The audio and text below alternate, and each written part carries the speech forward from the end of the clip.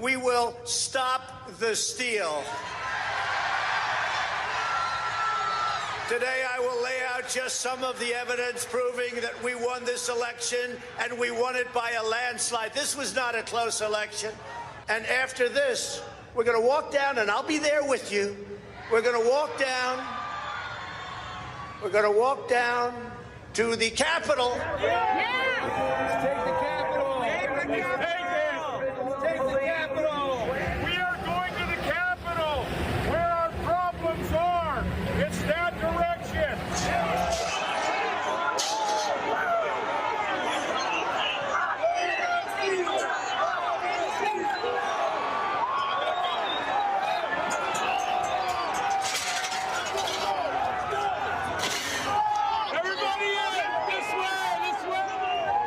Of thousands of votes. They came in duffel bags. Where the hell did they come from?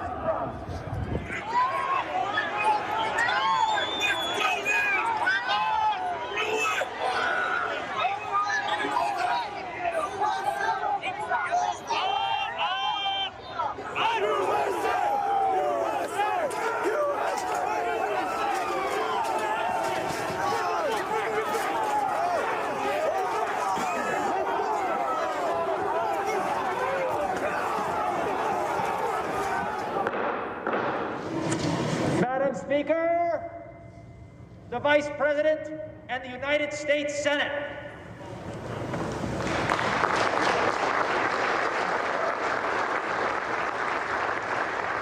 Off the sidewalk. Stand up for him. Stand up for him. We outnumber you a million to one out here, dude. Take the building! Take the building! Fuck these kids. Join us! That's enough!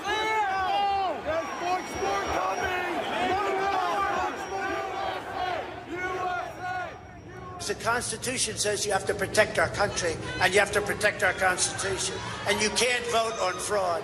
And fraud breaks up everything, doesn't it? When you catch somebody in a fraud, you're allowed to go by very different rules. So I hope Mike has the courage to do what he has to do. Talk about you standing down!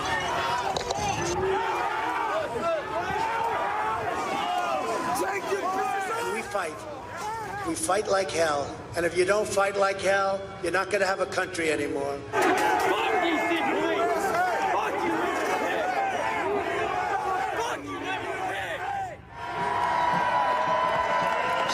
we're going to walk down Pennsylvania Avenue. I love Pennsylvania Avenue. And we're going to the Capitol. And we're going to try and give our Republicans, the weak ones, because the strong ones don't need any of our help. We're going to try and give them the kind of pride and boldness that they need to take back our country. Get the fuck out of here, you traitors! Majority Leader. We're debating a step that has never been taken in American history.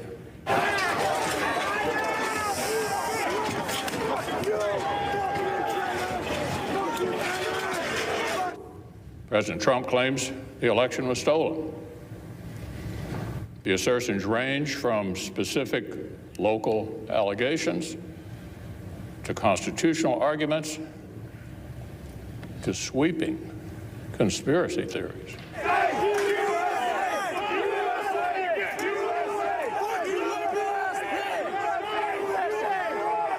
But my colleagues, nothing before us proves illegality anywhere near the massive scale that would have tipped the entire election.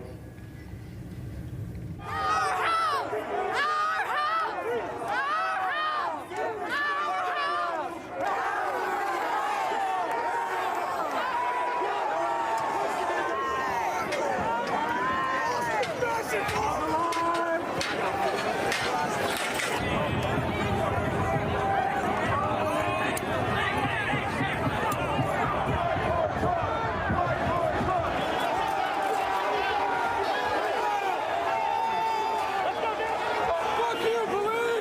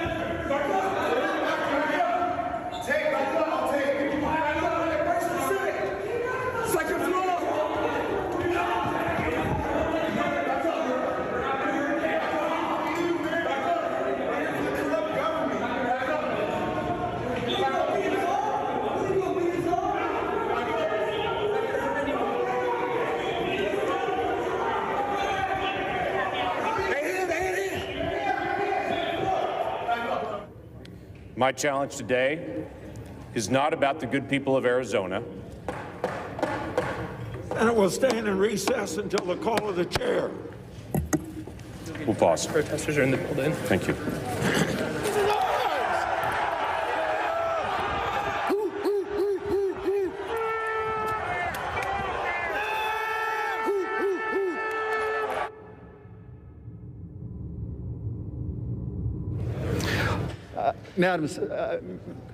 Mr. Speaker, can I have order in the chamber?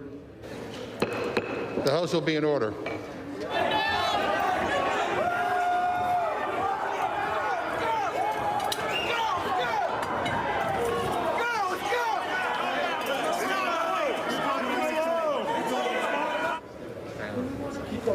The House will be in order. Okay.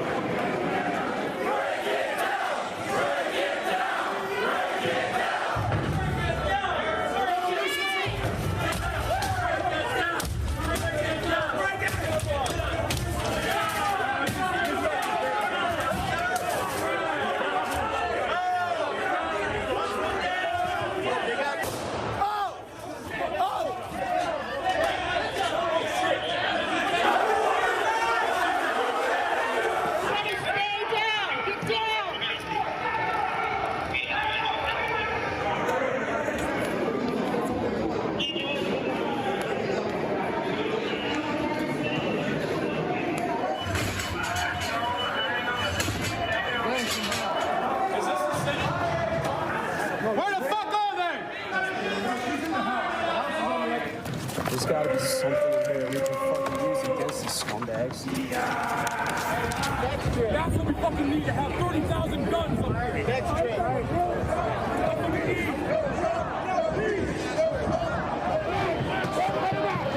Let's go! Let's go! Take it! Take it out!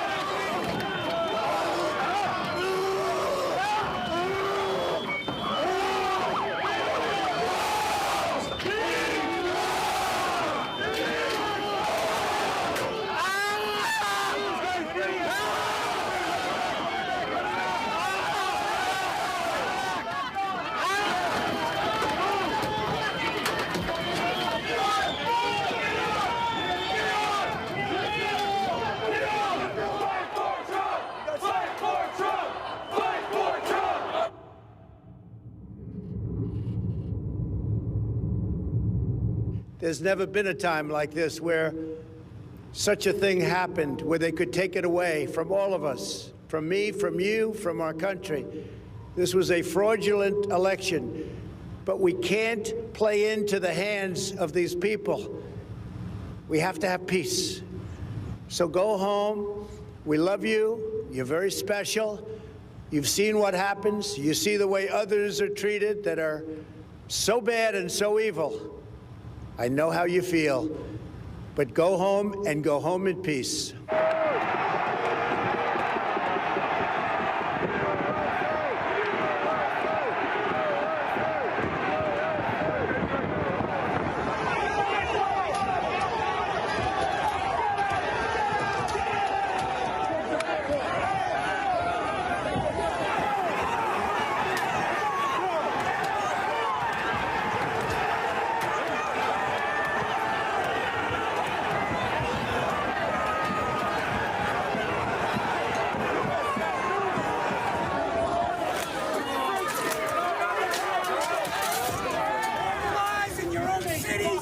Your own counties, storm your own Capitol buildings, and take down every one of these corrupt motherfuckers.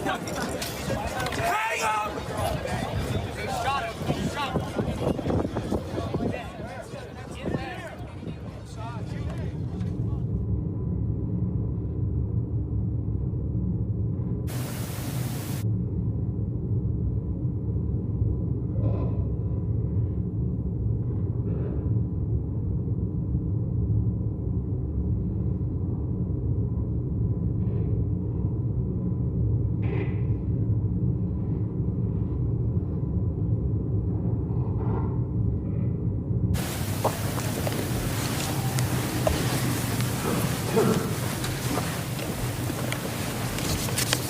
Senators, the president was impeached by the U.S. House of Representatives on January 13th for doing that. You ask what a high crime and misdemeanor is under our Constitution? That's a high crime and misdemeanor. If that's not an impeachable offense, then there is no such thing. To close, I want to say something personal about the stakes of this decision, whether President Trump can stand trial and be held to account for inciting insurrection against us. This trial is personal indeed for every senator, for every member of the House, every manager, all of our staff, the Capitol Police, the Washington, D.C. Metropolitan Police, the National Guard, maintenance and custodial crews, the print journalists and TV people who were here, and all of our families and friends. And I hope this trial reminds America how personal democracy is, and how personal is the loss of democracy, too. Distinguished members of the Senate, my youngest daughter, Tabitha, was there with me on Wednesday, January 6th. It was the day after we buried her brother, our son, Tommy, the saddest day of our lives. Also, there was my son-in-law, Hank, who's married to our oldest daughter, Hannah, and I consider him a son, too, even though he eloped with my daughter and didn't tell us what they were going to do. But it was in the middle of COVID-19. But the reason they came with me that Wednesday, January 6th, was because they wanted to be together with me in the middle of a devastating week for our family. And I told them I had to go back to work because we were counting electoral votes that day on January 6th. It was our constitutional duty. And I invited them instead to come with me to witness this historic event, the peaceful transfer of power in America. And they said they heard that President Trump was calling on his followers to come to Washington to protest, and they asked me directly, would it be safe? Would it be safe? And I told them, of course it should be safe. This is the Capitol. Steny Hoyer, our majority leader, had kindly offered me the use of his office on the House floor because I was one of the managers that day and we were going through our grief. So Tabitha and Hank were with me in Steny's office. as colleagues dropped by to console us about the loss of our middle child, Tommy, our beloved Tommy. Mr. Neguse and Mr. Cicilline actually came to see me that day. Dozens of members, lots of Republicans, lots of Democrats came to see me. And I felt a sense of being lifted up from the agony. And I won't forget their tenderness. And through the tears, I was working on a speech for the floor when we would all be together in joint session. And I wanted to focus on unity when we met in the House. I quoted Abraham Lincoln's famous 1838 Lyceum speech, where he said that if division and destruction ever come to America, it won't come from abroad. It'll come from within, said Lincoln. And in that same speech, Lincoln passionately deplored mob violence. This was right after the murder of Elijah Lovejoy, the abolitionist newspaper editor. And Lincoln deplored mob violence, and he deplored mob rule. And he said it would lead to tyranny and despotism in America. That was the speech I gave that day after the House very graciously and warmly welcomed me back. And Tabitha and Hank came with me to the floor, and they watched it from the gallery. And when it was over, they went back to that office, Steny office, off of the House floor. They didn't know that the House had been breached yet, and that an insurrection, a riot, or a coup had come to Congress. And by the time we learned about it, about what was going on, it was too late. I couldn't get out there to be with them in that office. And all around me, people were calling their wives and their husbands, their loved ones, to say goodbye. Members of Congress, in the House anyway, were removing their congressional pins so they wouldn't be identified by the mob as they tried to escape the violence. Our new chaplain got up and said a prayer for us, and we were told to put our gas masks on. And then there was a sound I will never forget, the sound of pounding on the door like a battering ram. The most haunting sound I ever heard, and I will never forget it. My chief of staff, Julie Tagan, was with Tabitha and Hank locked and barricaded in that office. The kids hiding under the desk, placing what they thought were their final texts and whispered phone calls to say their goodbyes. They thought they were going to die. My son-in-law had never even been to the Capitol before. And when they were finally rescued, over an hour later by Capitol officers, and we were together, I hugged them, and I apologized, and I told my daughter Tabitha,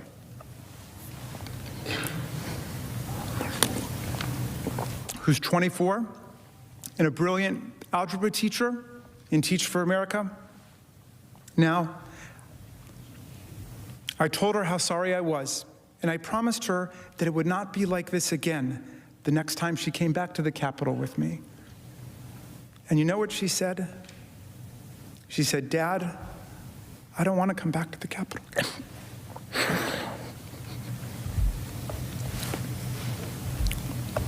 Of all the terrible, brutal things I saw and I heard on that day, and since then, that one hit me the hardest. That and watching someone use an American flagpole, the flag still on it, to spear and pummel one of our police officers ruthlessly, mercilessly, tortured by a pole with a flag on it that he was defending with his very life. People died that day. Officers ended up with head damage and brain damage. People's eyes were gouged. An officer had a heart attack An officer lost 3 fingers that day. 2 officers have taken their own lives. Senators, this cannot be our future. This cannot be the future of America. We cannot have presidents inciting and mobilizing mob violence against our government and our institutions because they refuse to accept the will of the people under the Constitution of the United States. Much less can we create a new January exception in our precious, beloved Constitution that prior generations have died for and fought for, so that corrupt presidents have several weeks to get away with whatever it is they want to do. History does not support a January exception in any way, so why would we invent one for the future? We close, Mr. President, and reserve your time. Motion House Lead Manager right there, Jamie Raskin, Congressman Jamie Raskin from Maryland.